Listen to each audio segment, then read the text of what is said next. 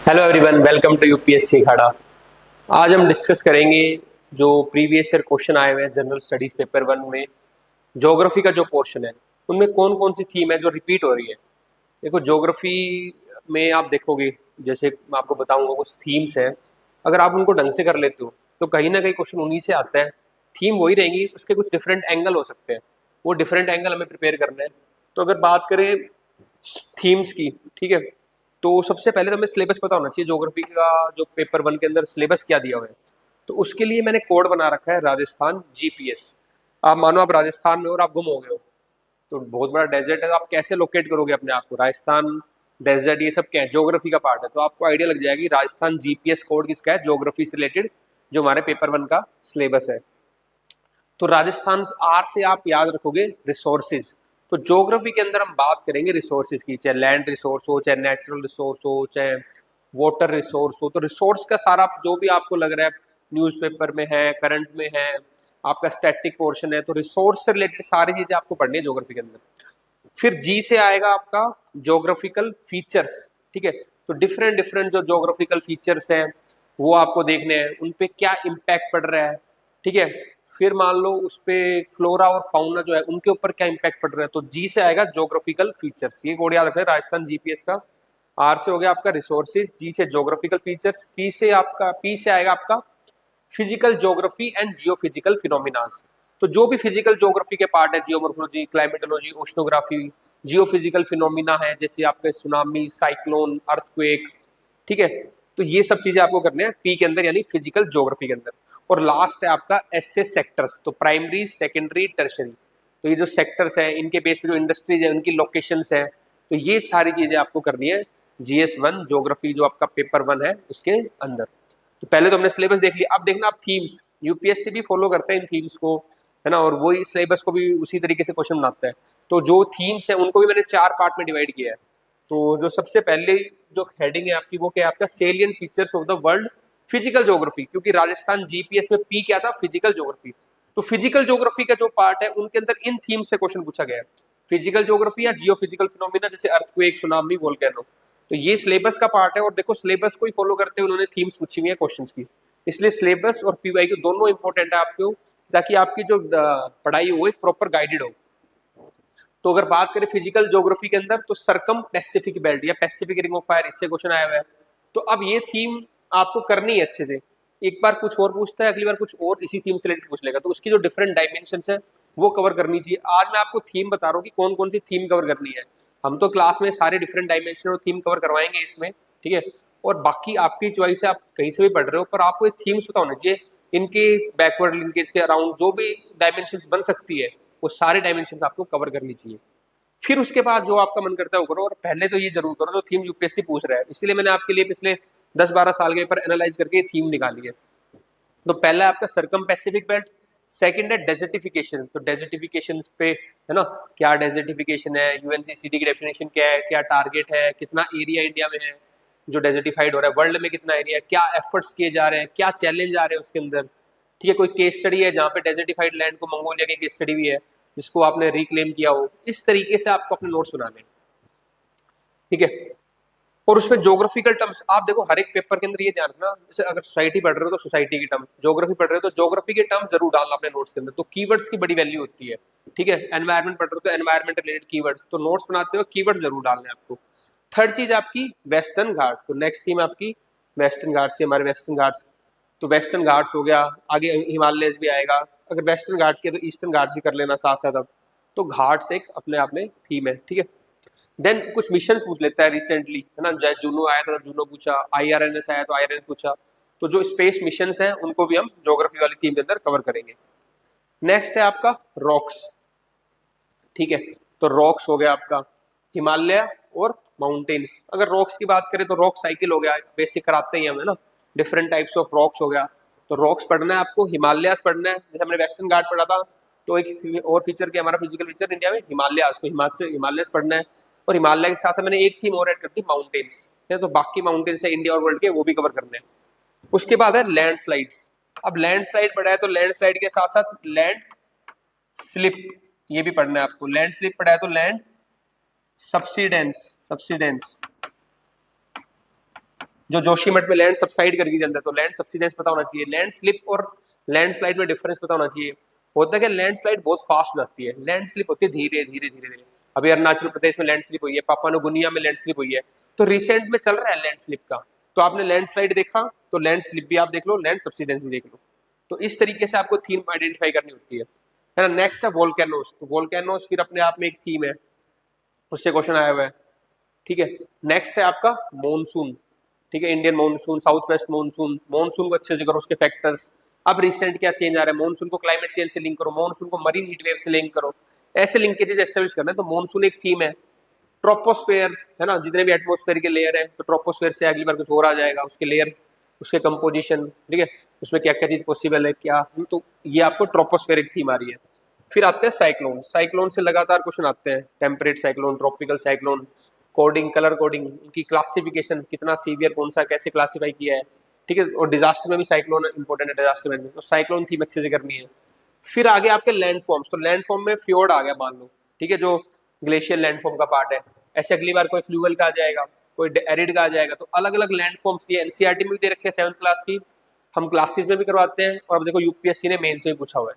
तो लैंडफॉर्म एक थीम है, इसको फ्योर्ड ना करके अगर आप बड़ी थीम करोगे तो लैंडफॉर्म कर लो, लैंडफॉर्म्स। ये लैंडफॉर्म एक बड़ी थीम है जो आपको करनी चाहिए। नेक्स्ट है आपका अर्थक्वेक, ठीक है। जियोफिजिकल फिनोमेना साफ साफ बताया था, अर्थक्वेक, सुनामी, साइक्लोन्स, और तीनों से क्वेश्चन आ रखे हैं। तो जो सिलेबस में लिखा हुआ है ना, वही थीम यूपीएससी उसमें ज्यादा चांस है रिपीट करेगी।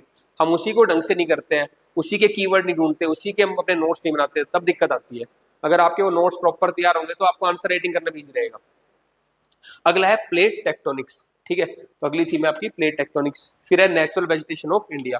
तो नेचुरल वेजिटेशन ऑफ इंडिया, क्या फैक्टर्स हैं, क्या डाइवर्सिटी है, कहाँ पे क्या क्या वेजिटेशन है, ठीक है। तो वो आपको नेचुरल वेजिटेशन ऑफ इंडिया अच्छे से करनी है। तो हमारे, मैंने आपको जो ज्योग्राफी का सिलेबस था जीएस पेपर के अंदर 4 पार्ट में डिवाइड किया था। पहला पार्ट कंप्लीट हो गया हमारा, जो था पी से आपका फिजिकल फीचर्स और जियोफिजिकल फिनोमिना। जो सेकंड पार्ट है वो आपके हैं ज्योग्राफिकल फीचर्स, ठीक है। तो डिफरेंट जो ज्योग्राफिकल फीचर्स है उनमें क्या चेंज आ रहे हैं, फ्लोरा और फाउना पे क्या इंपैक्ट पड़ रहा है, अगली थीम हुआ है जो। तो उस थीम के अंदर से जो बड़ी हेडिंग है उसके अंदर कौन कौन से क्वेश्चन आते हैं, जैसे टेम्परेचर इन्वर्जन से आ जाएगा, अर्बन हीट आइलैंड से क्वेश्चन आ जाएगा, ठीक है।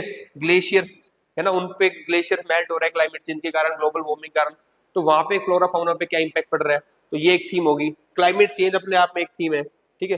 तो जो चेंजेस आ रहे हैं जो फिजिकल ज्योग्राफिकल फीचर्स में, उनकी ये थीम है, temperature inversion, climate change, glaciers में क्या चेंज आ रहे हैं, अर्बन हीट आइलैंड के कारण में चेंजेस हो रहे हैं, ठीक है। तो ये सब चीजें। नेक्स्ट है एल नीनो। वो क्या एक फैक्टर है, मानसून में कैसे चेंज लेके आएगा, क्लाइमेट में कैसे चेंज लेके आएगा, एल नीनो हो गया। उसके कारण फिर मान लो फ्लड्स भी हो रही है कई जगह पे, है ना। तो फ्लड एक अपने आप में अलग चैप्टर है, ठीक है। तो फ्लड से कभी फ्लैश फ्लड आ गया, डिफरेंट रीजन पूछ लिए, वर्ल्ड लेवल पे अलग अलग जहाँ पे अब फ्लड्स आ रही है, इंडिया लेवल पे, तो फ्लड को एक अच्छे से करना है, ठीक है। देन एयर मास, फिर ओशियंस, ओशियन से रिलेटेड ओशियन रिसोर्स से क्वेश्चन आ चुका है ना, ओशियन करंट से आ सकता है, तो ओशियंस अपने आप में एक थीम है।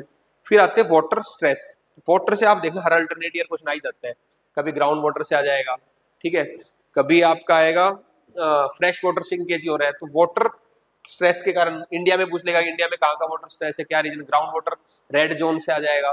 तो वाटर स्ट्रेस एक अपने आप में थीम है। नेक्स्ट है माइनिंग, ठीक है। माइनिंग के क्या इंपैक्ट है, अलग अलग माइनिंग है ना, अल्टरनेटिव टू माइनिंग, तो माइनिंग एक थीम होगी। कोरल रीफ्स होगी, कोरल रीफ के साथ साथ मैनग्रूव्स भी है, तो कोरल रीफ में कभी क्वेश्चन आता है, कभी मैनग्रूव पे आएगा, ठीक है। और अगला है ओशन करंट, जो ओशन के अंदर एक थीम मैंने बताई थी ओशन करंट से। तो ये थीम मैं आपको बता रहा हूँ, इनको अच्छे से करना है, इनके आपके नोट्स रेडी होने चाहिए। अगर इनसे क्वेश्चन आएगा तो आपके मार्क्स मैक्सिमम आने चाहिए, बाकी में आप मैनेज करोगे। देखो कुछ चीजें जो हमें पता है, अगर हम वो भी नहीं कर रहे ना, फिर तो वो ऑस्ट्रिच वाली बात होगी, प्रॉब्लम हम देख नहीं रहे, है ना। तो जो चीज पता चल कर लगी, आइडेंटिफाई कर ले, उसको तो अच्छे से करो। फिर जो चीज अननोन रीजन से आएगी, अननोन टेरिटरी से आएगी, उसको मैनेज करेंगे। वो हम आंसर राइटिंग की तरह सीखते हैं। और कुछ कंटेंट अगर हम यहाँ से भी यूज कर लेते हैं, कुछ हमें सिलेबस याद होता है, तो उससे उस क्वेश्चन को मैनेज करते हैं। वो मैं आपको आंसर राइटिंग में सिखाऊंगा कैसे क्वेश्चन को मैनेज करना है। फिर आपका ग्लोबल वार्मिंग, ठीक है, क्लाइमेट चेंज पढ़ा था, ग्लोबल वार्मिंग हो गया। अगेन वाटर बॉडीज, ठीक है, तो वाटर हो गया, वो डिफरेंट वाटर बॉडीज हो गया, लेक्स हो गया, इनसे भी क्वेश्चन आते हैं, तो ये भी थीम है। तो सेकंड हेडिंग हमारी खत्म हो गई है। थर्ड जो हेडिंग है वो हमारी है नेचुरल रिसोर्सेज। मैंने बताया था राजस्थान जीपीएस, तो राजस्थान का जो आर है दैट इज द रिसोर्सेज, ठीक है। जी जो है आपका वो क्या है, आपका ज्योग्राफिकल फीचर्स, वो हमने कर लिया है। पी से क्या था, physical geography and Jio physical phenomena, वो भी कर लिया। लास्ट बचेगा सेक्टर्स, वो हम बाद में देखेंगे। अब करते हैं रिसोर्सेज में। तो रिसोर्स में पहले देखोगे energy resource, oil gas, natural gas, oil हो गया, नेचुरल गैस हो गया, शेल गैस हो गया, इनसे क्वेश्चन आ चुका है। तो एनर्जी रिसोर्स अपने आप में इंपॉर्टेंट, एटॉमिक एनर्जी हो गया, रिन्यूएबल एनर्जी हो गया, विंड एनर्जी, सोलर एनर्जी, ठीक है। तो natural resources, energy resources, atomic energy, और ओशन के भी जो रिसोर्सेज हैं उनसे भी क्वेश्चन आता है, ठीक है। तो ओशन में भी फूड रिसोर्स है, ठीक है, नॉन फूड रिसोर्स है। देखो इसको करने का भी एक तरीका होता है। जो ओशन के रिसोर्स से क्वेश्चन आया, मान लो इंडिया का भी क्वेश्चन आया था, ओशन जो ये है आपके, क्वेश्चन जो आया था, जो कोस्टल एरिया है ना इंडिया का, उसका रिसोर्स पोटेंशियल पूछा होता है यूपीएससी में, ठीक है। तो अब मान लो ये इंडिया की कोस्ट है, तो अधिकतर बच्चे क्या करेंगे, मोस्टली कर देंगे ट्रेड, ठीक है, फिशरी, ठीक है। तो ये जो होगा आपका फिशरीज कर दिया, दो तीन बातें लिखेंगे। लेकिन जो आपको अगर यूपीएससी में आपको ढंग से करना है तो आपको डायमेंशन जनरेट करनी चाहिए। तो आपका अगर हम जो करंट क्लास में भी कराते हैं, मैं रिसोर्स को डिवाइड कर देता हूँ कि मान लो ओशियन रिसोर्स है, ठीक है, इसको दो में डिवाइड कर दो, फूड और नॉन फूड, ठीक है। फूड के अंदर फिर सारे आ जाएंगे आपके, एक्वाकल्चर, फिशरी, प्रॉन्स प्रॉन्स सारे। फिर नॉन फूड में आ जाओ आपके, ठीक है, एक होंगे मिनरल, एक हो गया आपका एनर्जी, ठीक है। इस तरीके से आप कर सकते हो। एनर्जी में सारे डाल दो आप, टाइडल है ना, वेव एनर्जी। मिनरल्स में आ जाओ कि डिपॉजिट कैसे कैसे डिपॉजिट है। कुछ डिपॉजिट होंगे आपके कॉन्टिनेंटल शेल्फ के ऊपर, कुछ डिपॉजिट होंगे आपके बेड के ऊपर, और कुछ डिपॉजिट होंगे सब सरफेस में। तो कॉन्टिनेंटल शेल्फ पे होगी आपकी मोनाजाइट सैंड, जो आप केरला वेला में बता सकते हो, ठीक है। ओशन डिपॉजिट पे हो गए आपके पॉलीमेटालिक नोड्यूल्स इंडियन ओशन के अंदर, और सब सरफेस के अंदर हो गए आपके oil and natural gas. Mumbai high का एग्जांपल दे सकते हो। मतलब इस तरीके से अगर आपको कैटेगराइज आया होगा ना, ये स्टैटिक का पार्ट है जो मैं क्लास में कराता हूँ। तो इसलिए कहता हूँ स्ट्रक्चर बना के अगर आप चीज करोगे, तो इसमें जो क्वेश्चन आया था कोस्टल एरिया में, इसमें आप डिफरेंट डायमेंशन जनरेट कर पाओगे। नहीं तो आप दो या तीन लिख के खत्म कर दोगे। तो ये इंपॉर्टेंट बात है कि आपके दिमाग में पढ़ते हो स्ट्रक्चर होना चाहिए दिमाग में, तो आपकी डायमेंशन फर्दर होंगी, ज्यादा जनरेट होंगी, कम टाइम में आप ज्यादा लिख पाओगे। तो इस तरीके को अगर आप ऐसे अटेम्प्ट करते हो और एग्जांपल लिखते हैं इंडिया में कहाँ पे क्या क्या मिलता है, तो आपको ज्यादा मार्क्स मिलते हैं कंपैरेटिवली। इसमें क्या होगा, रैंडम अप्रोच होगी, ट्रेड याद आएगा, फिशरी याद आएगा, उसका दिमाग में नहीं आएगा, फिर टाइम लगाओगे, क्वेश्चन पेपर पूरा नहीं होगा। इसलिए मैं एम्फेसाइज भी करता हूँ क्लास के दौरान, आप लोगों को भी करना चाहिए कि पढ़ते वक्त चीजों को याद करो स्ट्रक्चर बना के, ताकि एग्जाम में आपको दिक्कत ना आए, ठीक है। तो हम यहाँ पे ओशियन रिसोर्स के कर रहे थे, ठीक है। उसके बाद आप देखो अगला क्या है, टूरिज्म हो गया, फ्रेश वाटर रिसोर्सेज हो गया, क्योंकि रिसोर्स का पार्ट है, water shade development, water transport. देखो कुछ भी टॉपिक हो ना, आपके पास 5-7 पॉइंट होने चाहिए। जिस साल आपके पास हर टॉपिक पे 5-7 पॉइंट होंगे, उस साल मानो आपका सिलेक्शन हो रहा है। अगर वाटर शेड की डेवलपमेंट की बात कर रहा हूँ, तो आपको पता होना चाहिए कि वाटर शेड डेवलपमेंट क्या होता है, वाटर शेड क्या होता है, ठीक है, क्या क्या इसके अंदर एक्टिविटीज करेंगे। तब आपको लगेगा इंडिया में कौन से सक्सेसफुल एग्जाम्पल है, तब आपको पेपर रेडी है उस साल। तो ऐसे आपको तैयार करना है, थीम्स मैंने आपको बता दिए। फिर भी कोई दिक्कत है आप उससे बात कर सकते हो इसके रिगार्डिंग। उसके land and water resource, interlinking of reverse, resource distribution, अलग अलग रिसोर्स का डिस्ट्रीब्यूशन इंडिया के अंदर, वर्ल्ड के अंदर, ठीक है, फॉरेस्ट रिसोर्सेज, ये सारी आपकी थीम है रिसोर्स के अंदर। देन साउथ चाइना भी एक रिसोर्स रीजन है, तो उससे क्वेश्चन आ सकता है। सोलर एंड विंड एनर्जी से मैंने आपको बताया था, मरीन रिसोर्स जो हमने डिस्कस किया था ओशन रिसोर्स के अंदर, और रीजनल डेवलपमेंट, अलग अलग एरिया की डेवलपमेंट, रीजनल डेवलपमेंट भी अच्छे से करना है आपको, ज्योग्राफी का पार्ट है, क्वेश्चन आते हैं रीजनल डेवलपमेंट से। नेक्स्ट और लास्ट जो थीम है वो है आपकी डिफरेंट सेक्टर्स। तो प्राइमरी सेक्टर देखो, उससे रिलेटेड जो इंडस्ट्रीज है उनकी लोकेशन कैसे होती है, एग्रो बेस्ड इंडस्ट्री होगी। इवन ग्रीन रेवोल्यूशन भी हमने इसमें डाला है, ठीक है। ग्रीन रेवोल्यूशन की थीम है कौन कौन से एरिया में ग्रीन रेवोल्यूशन हुआ, ठीक है। उसके अलावा जो ग्रीन रेवोल्यूशन में और भी क्या उसके नेगेटिव इंपैक्ट है, सेकंड ग्रीन रेवोल्यूशन, ठीक है, एवर ग्रीन रेवोल्यूशन। तो इस तरीके की जो थीम आ गई वो आएंगी आपकी प्राइमरी, सेकेंडरी और टर्शरी सेक्टर की लोकेशन ऑफ इंडस्ट्रीज, ठीक है। तो देखो जैसे मान लो ऑयल एंड नेचुरल गैस, ठीक है, उनकी जो रिफाइनरीज होती है, पेट्रोलियम रिफाइनरीज हो गया, ठीक है, वो भी इससे भी क्वेश्चन आता है। तो थीम क्या क्या आ रही है आपकी, कॉटन एंड टेक्सटाइल इंडस्ट्री, तो इनके बारे में अच्छे से कर लो। Sugar industry, iron and steel industry, green revolution. Next है आपका plantation, tea, coffee and rubber, तो अलग अलग जो प्लांटेशन है उनको भी करना है प्राइमरी के अंदर, ठीक है। Fishery and pisciculture, fishing and pisciculture, oil refineries के बारे में क्वेश्चन आता है, ठीक है। तो ऑयल अपने आप में कैसे इंपॉर्टेंट है, और ऑयल रिफाइनरीज भी इंपॉर्टेंट है। फिर इंडस्ट्रियल कॉरिडोर्स। नेक्स्ट है आपका एग्रो बेस्ड इंडस्ट्रीज, ठीक है, food production, geographical features like isthmus and straight. तो एक क्वेश्चन इससे भी आ रखा है डिफरेंट, कि इस्थमस और जो आपका स्ट्रेट है वो ट्रेड में कैसे हेल्प करते हैं, यानी कि टर्सरी सेक्टर आ गया। ठीक है ना। तो इस तरीके से आपको डिफरेंट सेक्टर्स का ज्योग्राफिकल लिंकेज क्या बन रहा है प्राइमरी सेक्टर से, ज्योग्राफिकल लिंकेज सेकेंडरी सेक्टर से क्या बन रहा है, टर्सरी सेक्टर से क्या बन रहा है, इसको भी आपको ध्यान रखना है, क्योंकि वहां तो बस ये लिखा हुआ है प्राइमरी सेकेंडरी टर्सरी सेक्टर उनके लिंकेजेस है ना, लेकिन आपको लिंकेज ढूंढना है कौन कौन से ज्योग्राफिकल फीचर से हम इनका लिंकेज बना सकते हैं। इस तरीके से अगर आप पढ़ाई करोगे तो आपकी पढ़ाई स्ट्रीमलाइन होगी, कम पढ़ना पड़ेगा और ज्यादा आउटपुट आएगा आपका। ठीक है, इसी तरीके से अब मैं बाकी थीम्स भी आपको करवा दूंगा, लेकिन आपको थीम वाइज जरूर करना है चीजों को। आप खुद भी इसको आइडेंटिफाई कर सकते हो, कुछ दिक्कत है मुझसे बात कर सकते हो, मैसेज कर सकते हो। All the best, thank you.